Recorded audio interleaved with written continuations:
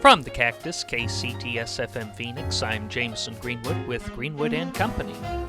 Well, I hope everybody's been having a good week. We're already halfway through January of 2026. Can't believe it's already 2026. Soon, before we know it, it'll be 2076, and we'll be celebrating the tricentennial. We do the by-and-a-half centennial this year.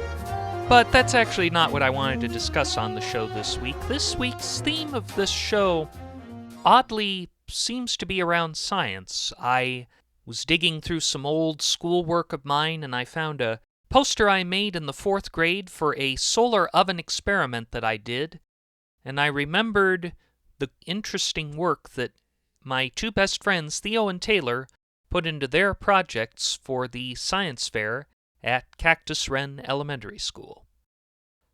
Of my two best friends, Theo and Taylor, the one who excelled the most at math and science, no doubt, was Taylor. Though I have worked in finance and as an insurance claims rep, this talent for math did not correspond with a joy for it. Theo had a talent for music, playing both piano and clarinet, but having little interest in most other subjects save the theology he would study at the Lutheran seminary, his grades were mostly average during K through 12. Taylor, however, was in the gifted program when it came to math, and spent her spare time designing roller coasters and other buildings, her goal to one day be a Disney Imagineer. Mrs. Hicks, our 4th grade teacher, gave us the option to read, write, or draw whenever we finished our assigned work, and one particular depiction of a proposed ride scene involving the hyenas from The Lion King caught Mrs. Hicks' attention. "Is that from The Lion King?" she asked. "It's a roller coaster," Taylor replied. "Impressive," Mrs. Hicks grinned. "You know, we're having a science fair, and one of the projects you can choose from is to design your own roller coaster." "Really?" Taylor squealed. "We'll announce more in March. You'll have to be quick, though. We only allow one of each project." "Well, sign me up," proclaimed Taylor. When the science fair was announced, Theo and I both chose projects around food. Theo's was to determine which brand of microwave popcorn had the least amount of unpopped kernels in the bag by the end of its cooking time. He could choose up to 3 brands and selected Orville Redenbacher, Pop Secret, and Prince and Popper. My project involved a solar oven made from a shoebox. I'm not entirely sure why I chose this project, but I'm sure it had more to do with the appalling heat that Phoenix would experience as summer crept in than any interest in cooking. But I'd just bought a new pair of black and white Vans sneakers and felt I should do something useful with the box rather than just throwing it out. Having cut the flaps off the side of the lid and finding 2 extra pairs of cardboard liner from a box for the new Hewlett-Packard laptop we just purchased, I went to the garage to grab some black paint, a roller, and a paint tray, and proceeded to the backyard, where I coated the entire box in black. Having let it dry for an hour or two, I then got some Elmer's brand rubber cement from the cabinet above our microwave so I could fasten aluminum foil to the bottom of the oven, as well as the 2 flaps. My initial plan was to boil water in the solar oven, but Mom suggested a different idea when I found her Pyrex measuring cup would not fit. "Wouldn't something else be more exciting, like a s'more?" my mother asked. "I think it would be hard to boil water in a solar oven." "Well, maybe." I thought for a moment, then realized a s'more meant chocolate, and agreed. "Great idea!" "You could use chocolate as your variable," exclaimed my mother. "What type of chocolate melts fastest in a solar oven?" I was a bit disappointed when my mother insisted we get only 1 chocolate bar of each flavor, but at least we could eat the halves that were not used for the s'mores. My prediction was that the dark chocolate would melt the fastest in the solar oven, but when I tested it, it turned out to be the milk chocolate, though I'm not sure why. All I knew is that by that Sunday evening, I had 3 different flavored s'mores: milk chocolate, caramel chocolate, and dark chocolate. At school the next morning, Theo, Taylor, and I discussed our projects. I wasn't that surprised to learn that Theo hadn't started on his popcorn test yet, but was shocked at what Taylor told us. With a frown on her face and fighting back tears, she proclaimed, "I'm not doing a roller coaster." "Why not, Taylor?" exclaimed Theo. "You've always loved designing stuff like that," I added. "You want to build rides for Disney." "Because that stupid Brooke Snodgrass got ahead of me," Taylor replied. "That sounds intentional," I added. Theo was more blunt. "That stinkpot." Brooke Snodgrass was in Mr. Sinclair's class, but had been a thorn in Taylor's side throughout both second and third grade. I'm not sure what Brooke's problem was with Taylor other than she had a bad attitude to begin with, but I recall her seeming to get upset when Taylor received an award for human spirit which she thought she should have gotten. In high school, Brooke would strive to promote human spirit as a cheerleader for the Sonora River Amoebas, but that's not the same as the human spirit that girls like Brooke would never have the guts to strive for. Anyhow, knowing Taylor would do an excellent job, and for no reason other than pure spite, Brooke had jumped in ahead and gotten the roller coaster ahead of her. I'm sure you're upset by this torment that Brooke was imposing on Taylor, and it will also upset you to know that we have to take a short break, but we'll discuss what Taylor was doing, how Brooke's project turned out, and the results of the science fair when we come back. You are listening to Greenwood and Company on KCTS.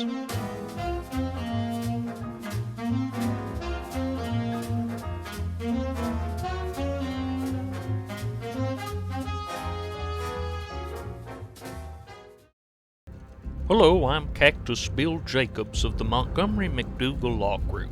If you've been injured in a car, motorcycle, or RV accident, or if you took a medication to treat a chronic disease and got 2 fatal diseases because of it, we may be entitled to substantial financial compensation. At Montgomery McDougal, we're dedicated to taking advantage of your misfortunes when they're worth the thousands of dollars in fees we can win on your case. And even when we lose, we win. Your money. Probably shouldn't have said that. Call Cactus Bill Jacobs at the Montgomery McDougal Law Group for a pricey but no obligation consultation. And welcome back. You are listening to Greenwood and Company on the Cactus, KCTS. Now, before the break, we found out that Taylor got the opportunity to design a roller coaster swiped from under her feet, but we did not know what she would do instead. I'm not sure what to do, she sighed.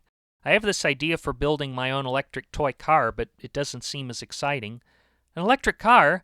Taylor, that would be amazing, exclaimed Theo. Could be the Taylor Town Car, I suggested, considering my love of those Lincoln land yachts. But it won't be the same as a roller coaster, she said. Taylor, any project you do would be better than Brooke Snodgrass, Theo told her, even if she does do a roller coaster. Well, Taylor thought, I did have a car I was drawing a few weeks back.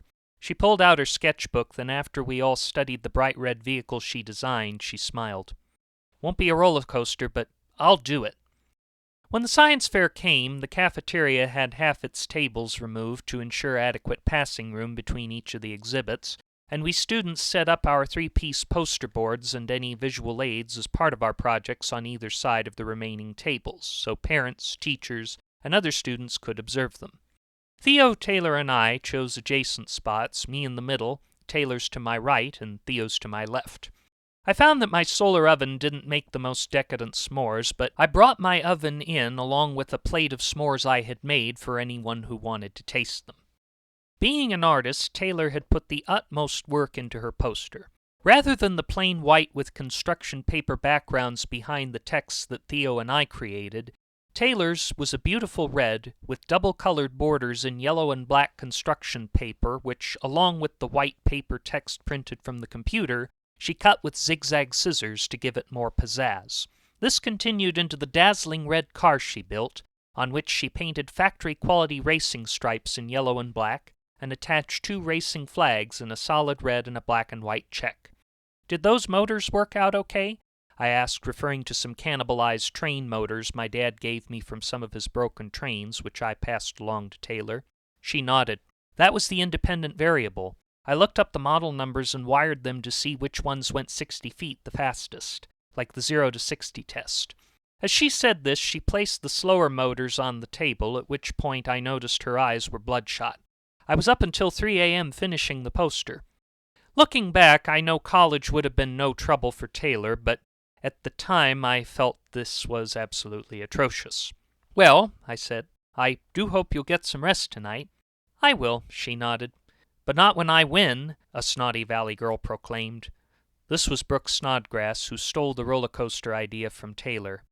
She had blonde hair and an over-made-up face and wore a business suit bought from the Dillard's Young Ladies Department, but probably couldn't tell a journal from a ledger like my accountant mother could. "It's not about winning," I said, trying to make peace. "You're not going to win the science fair, Brooke. Taylor is." Theo was trying to defend her, but was unsure how. Brooke positioned her roller coaster on the table right across from the three of us, along with her poster board. After arranging her wannabe amusement park ride on the opposite table, Brooke stepped back, revealing the project she took outsized pride in. The miniature amusement ride had a lot going for it in terms of color. The main tracks were highlighter pink, while the cross slats and support beams were a mixture of strawberry ice cream pink and a lavender color. These coordinated with the dark purple cars, constructed out of Sculpey with black bases, but there was no evidence of a mechanism for them to move, nor evidence of anywhere for the patrons to sit down. "My mom and sister helped me with it," Brooke proclaimed in a tone certain that this revelation would help her cause. "How are they supposed to ride with no seats?" asked Taylor. "Do they just grab the cars with both arms and hold on for dear life?" Theo wondered. Brooke rolled her eyes. "You guys are all losing. Taylor, you'll lose real bad. Mine's the prettiest, Taylor. You use boy colors for yours. Teachers won't like that example you're setting." Taylor ignored Brooke, not saying anything, and while Theo whispered in my ear about his idea of going up and punching Brooke's coaster to smithereens, I quietly whispered back in his ear that this would not be a good idea. While Brooke evoked the empty sense of false confidence hiding insecurity that's common to all bullies, I knew and suspected Taylor knew that Brooke's project didn't stand a ghost of a chance against Taylor's. The vehicles didn't even move. It only had one hill, and had no real ingenuity or originality.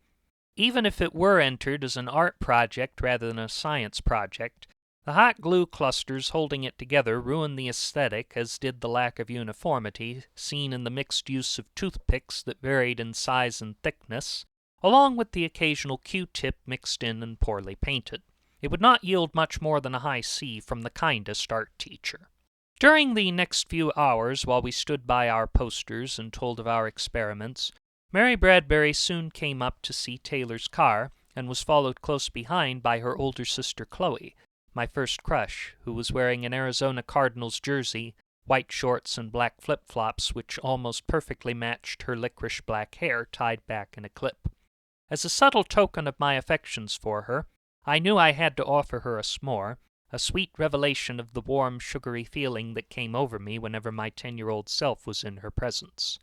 Glancing at my plate, I saw I had one left, and covered it with a piece of aluminum foil I secured the rest of my s'mores with that morning. I planned to save the last s'more for her, but then thought, it's too obvious. Pondering Mary Bradbury, I realized it would be rude to offer one to Chloe, but not have one for her. Then a visitor I wasn't expecting told me exactly what to do without even telling me. Mom came in with Grammy Benson, who had driven all the way from Sun City West to see the fair. I wanted to give some sign of affection to Chloe, but it would have to wait, as there was no way I would save the last remaining s'more for anyone other than my dear, dear Grammy Benson.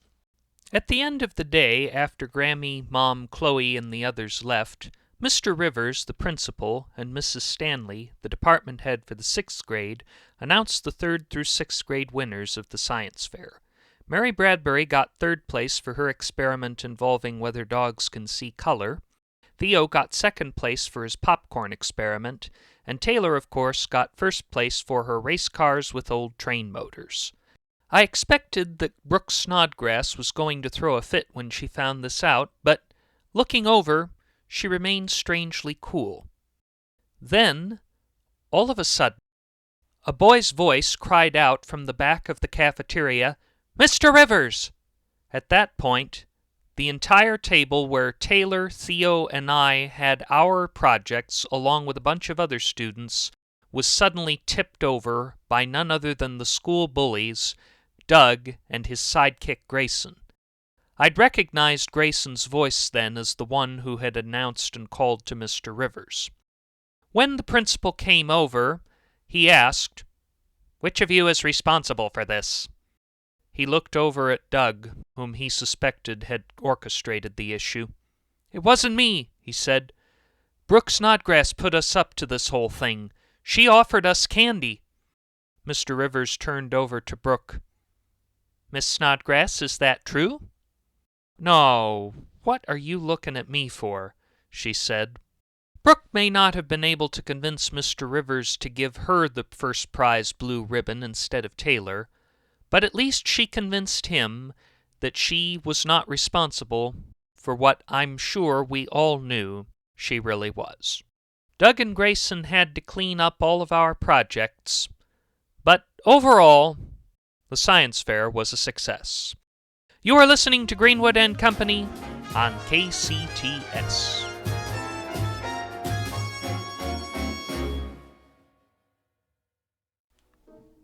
If your bathroom remodel is just about complete, but you feel it needs just a little more trace of elegance and innovation, look no further than the Albatross musical toilet system. As you urinate, the stream from your bladder triggers the high notes through patented sensors, while your bowel movements, big or small, will hit those low notes on the kettle drums or the tuba in the bass.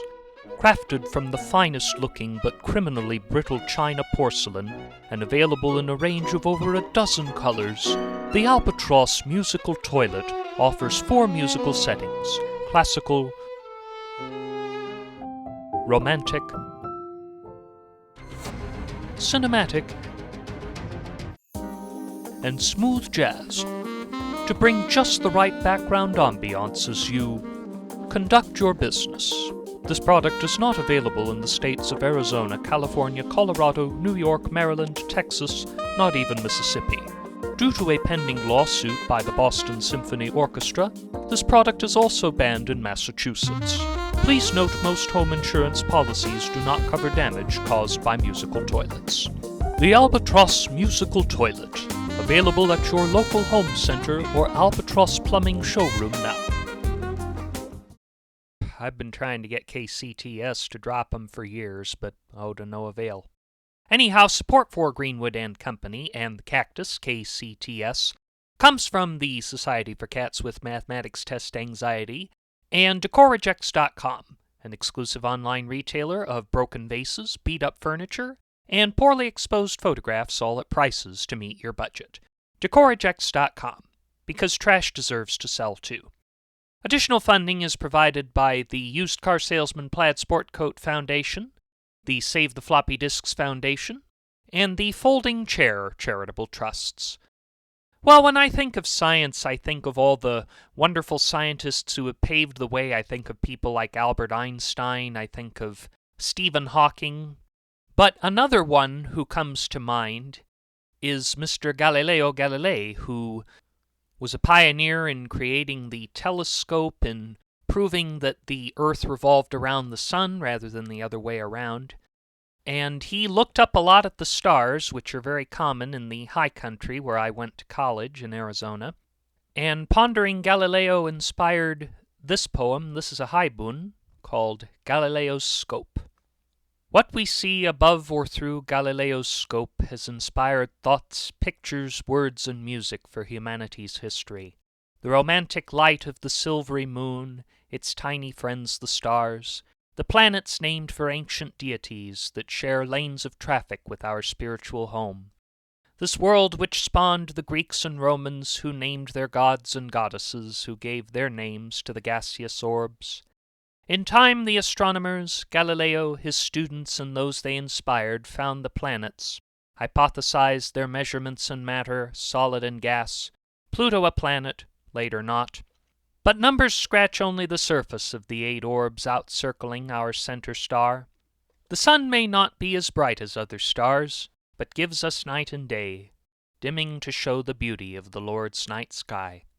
Stars and planets who orbit in the evening sky never cease to awe.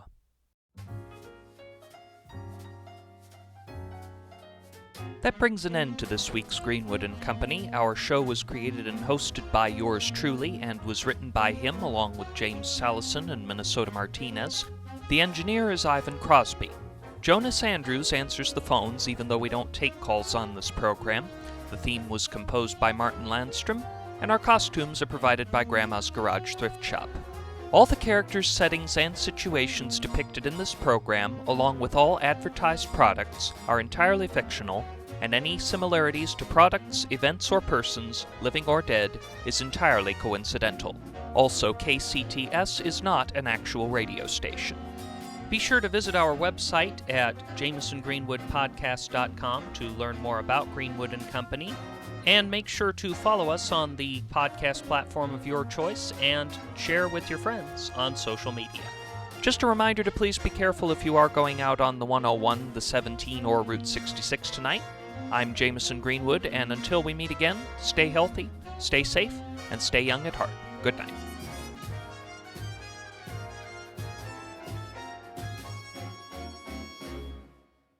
This is KCTS FM Phoenix. Stay tuned for Lacking in Substance.